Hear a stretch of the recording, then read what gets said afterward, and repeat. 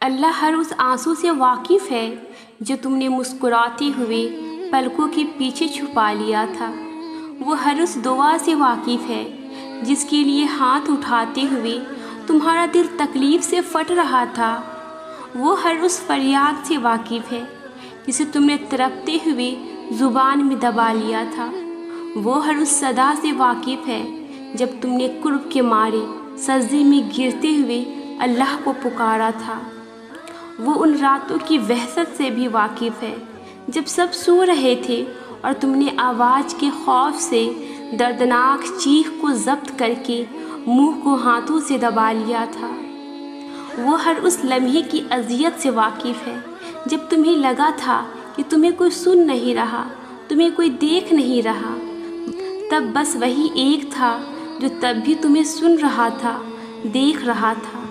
تم اسے نہیں سنتے لیکن وہ تمہیں ہر گھڑی ہر لمحہ سنتا ہے، وہ سب جانتا ہے۔ بس وہی ہے جو دل کے حال جانتا ہے، بس وہی ہے جو یہ حال بدل سکتا ہے، بس وہی ہے، اس کے جیسا اور کوئی نہیں۔ کبھی کبھار نہ سامنے والا شخص قصوروار ہوتا ہے اور نہ آپ کی غلطی ہوتی ہے، بس نصیب ہی ایسے حالات بنا دیتا ہے کہ جدائی پہ اختتام ہوتا ہے۔ اس کا مطلب یہ نہیں کہ آپ کے مانگنے میں کمی تھی یا اللہ کے سننے میں کمی تھی، یہ آزمائش کا حصہ ہے۔ جس چیز سے محبت ہے کیا اس کے لیے صبر کر پاتے ہو؟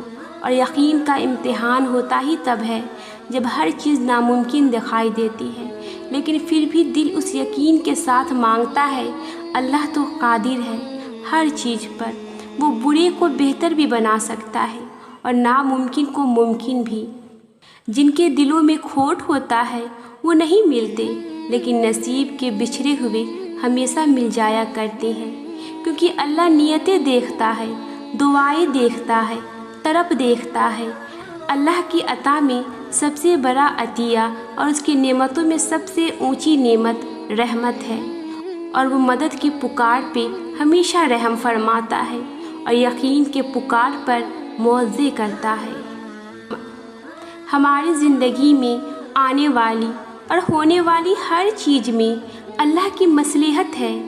کسی کا زندگی میں آنا یا چلے جانا، راتوں کو اٹھ اٹھ کر رونا یا چین کی نیند سو جانا، ایک لمحے میں ہزاروں یادوں کا بننا اور اگلے ہی لمحے میں ان تمام یادوں کا بکھر جانا، یہ سب اللہ کی رضا سے ہے۔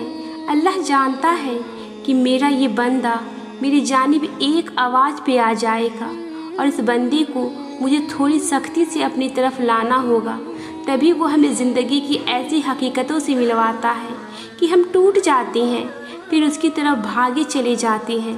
ٹھوکر پہ ٹھوکر اور بار بار گرنا، یہ چوٹیں پھر اللہ تک لے کر جاتی ہے، اور لے جائے بھی کیوں نہ، اس کی دسترس میں ہی تو بس ہر زخم کا مرہم ہے۔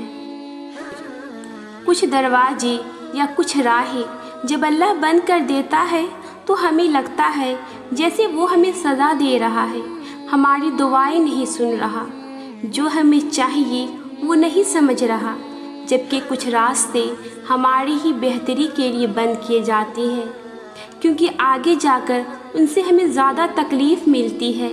یہ سزا نہیں ہے بلکہ یہ تو اللہ کی محبت ہے، حفاظت ہے، کیونکہ وہ ہمیں مسلسل تکلیف میں نہیں دیکھ سکتا۔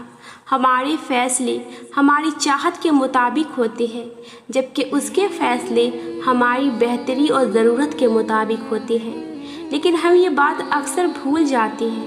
وہ سنتا بھی ہے، جانتا بھی ہے، دیتا بھی ہے، ہر بات کا علم ہے اللہ کو، اور انسان تو بس ایک کچا منصوبہ ساز ہے۔ تم خود کو خود ہی تکلیف میں رکھتے ہو، ورنہ وہ تو بڑا مہربان ہے۔ تمہاری پسند سے اللہ تمہیں آزما رہا ہے، ہر لمحہ تمہارا اجر بڑھا رہا ہے، کچھ دیر کے لیے تمہاری نگاہوں سے دور کر کے تمہاری چاہت کو نصیب کا حصہ بنا رہا ہے۔ اللہ کو محبت ہے بہت ہی زیادہ تم سے، تبھی تو اپنے قرب سے وہ تمہیں نواز رہا ہے۔ تمہارا دل مختلف اندیشوں سے ڈرتا رہتا ہے، یہ شیطان تمہیں وسوسوں میں ڈال رہا ہے۔ توکل اللہ کی رسی کو ہمیشہ تھامے رکھنا، جلد ہی اللہ تمہاری زندگی میں بہاریں لا رہا ہے۔ جب جب تمہیں کوئی خواہش ناممکن سی لگنے لگے اور نا امید ہونے لگو، صبر کرنا مشکل ہو جائے، تو یاد رکھنا جو تمہیں ناممکن لگ رہا ہے وہ اس کے لیے ممکن ہے۔ نا امید نہ ہو، یہی تو صبر کرنا ہے، یہی تو اس کے کن پر کامل یقین کرنا ہے، یہی تو آزمائش ہے تمہارے صبر کی۔ اگر اس نے یہ خواہش پوری نہ کرنی ہوتی تو وہ دل سے اس کا خیال بھی نکال دیتا، مگر اس خواہش کا بار بار یاد آنا اس لیے تو ہے کہ تم مانگتے رہو اس سے اور وہ ایک روز اس ناممکن کو ممکن کر دے، تمہارا ادھورا خواب مکمل کر دے۔ ایک روز تمہاری آنکھیں دعاؤں کی قبولیت دیکھے گی، یقین رکھو اس پر۔ وہ اندھیرے سے ڈرنے والے لوگ آج تنہائی میں خوش رہا کرتے ہیں، وہ اپنے ماں باپ کے سب سے لاڈلے بچے آج تنہائی میں بہت رویا کرتی ہیں۔ ان کے غموں سے بہت انجان ہے یہ دنیا، کبھی ان کو تنہا دیکھنا یہ کتنا بے بس ہو جایا کرتی ہے۔ وہ دنیا کی روشنیوں سے اکتا کر اپنی تنہائی کو اپنا دوست بنا لیا کرتی ہیں۔ لبوں پر ان کی کسی بات کا شکوہ نہیں ہوتا، مگر تنہائی میں یہ خود سے بہت شکایت کرتی ہیں۔ یہ خوش مزاج لوگ نہ جانے کب اور کیوں ان اندھیرے اور تنہائی کا شکار ہو جایا کرتی ہیں۔ جب اپنا غم کسی سے بیان نہ کر سکو، جب اپنی کیفیت کو خود ہی نہ سمجھ سکو، جب کوشش کر کر کے تھک جاؤ، ذہن کام کرنا چھوڑ دے، آنسوؤں میں کمی نہ آئے، تمام دن ایک سا گزرنے لگے تو خود کو تھکانا چھوڑ دو، سوچے کہ گرداب کو جھٹک دو، اپنا آپ حالات کے حوالے کر دو۔ اس ایک ذات کے بھروسے وہ اتنا رحیم ہے کہ اس پہ بھروسہ کرنے والے کو تنہا نہیں چھوڑتا، اسے امید دیتا ہے، دلاسے دیتا ہے، اپنے ہونے کا یقین دلاتا ہے۔ مشکل میں ڈالتا ہے تو خود ہی مشکل سے نکالنے کا وسیلہ بھی بناتا ہے۔ امتحان لیتا ہے تاکہ صابر بنو، آزمائش میں ڈالتا ہے تاکہ شاکر رہو، رلاتا ہے تاکہ صاف دل رہو، چپ بھی کرواتا ہے تاکہ یقین رکھو۔ جگہ جگہ اپنے ہونے کی، اپنے ساتھ کی یقین دہانی کراتا ہے۔ نہ تو تیرے رب نے تجھے چھوڑا ہے اور نہ وہ تجھ سے بیزار ہو گیا ہے۔ سکون ملتا ہے نہ یہ پڑھ کے، اور وہ چنتا انہی کو ہے جن کو وہ خاص کرنا چاہتا ہے۔ پھر غم کس بات کا؟ یہ بات بھی کتنا سکون دیتی ہے کہ ہمیں روتے ہوئے کوئی اور نہیں بلکہ ہمارا خالق دیکھ رہا ہے، ہمارے آنسو خاص ہو رہے ہیں۔ کبھی کبھی انسان کی حالت ایسی ہو جاتی ہے کہ نہ تو اسے کوئی ساتھ اچھا لگتا ہے اور نہ کسی کی آواز اچھی لگتی ہے، نہ ہی اسے تنہائی مزہ دیتی ہے۔ وہ بس خاموشی چاہتا ہے، اتنی خاموشی کہ سانس لینے کی آواز بھی نہ آئے۔ وہ انسان پھر رونے لگ جاتا ہے، اسے دنیا کی سختیاں مصیبتیں لگتی ہیں۔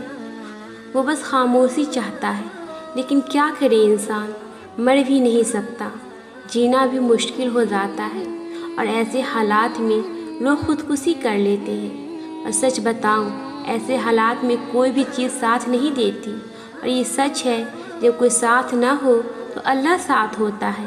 اس لیے بجائے زندگی ختم کرنے کے، اس زندگی کو اللہ کے بارگاہ میں جھکا دینا چاہیے۔ اللہ ہر اس آنسو سے واقف ہے جو تم نے مسکراتے ہوئے پلکوں کے پیچھے چھپا لیا تھا۔ وہ ہر اس دعا سے واقف ہے جس کے لیے ہاتھ اٹھاتے ہوئے تمہارا دل تکلیف سے پھٹ رہا تھا۔ وہ ہر اس فریاد سے واقف ہے جسے تم نے تڑپتے ہوئے زبان میں دبا لیا تھا۔ وہ ہر اس صدا سے واقف ہے جب تم نے کرب کے مارے سجدے میں گرتے ہوئے اللہ کو پکارا تھا۔ وہ ان راتوں کی وحشت سے بھی واقف ہے جب سب سو رہے تھے اور تم نے آواز کے خوف سے دردناک چیخ کو ضبط کر کے منہ کو ہاتھوں سے دبا لیا تھا۔ وہ ہر اس لمحے کی اذیت سے واقف ہے جب تمہیں لگا تھا کہ تمہیں کوئی سن نہیں رہا، تمہیں کوئی دیکھ نہیں رہا، بس بس وہی ایک تھا جو تب بھی تمہیں سن رہا تھا، دیکھ رہا تھا۔ تم اسے نہیں سنتے لیکن وہ تمہیں ہر گھڑی ہر لمحہ سنتا ہے۔